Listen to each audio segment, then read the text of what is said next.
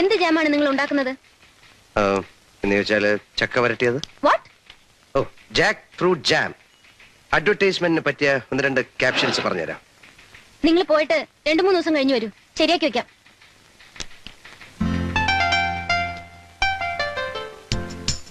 I love you, Gadha. Oh, I mean, Gadha jam. അതത്ര ശരിയല്ല. Okay. Do you love me, Gadha? Stupid. I mean, jam. You're sweet, Gadha. You're beautiful, Gadha. You're wonderful, Gadha. Stop it. Jam.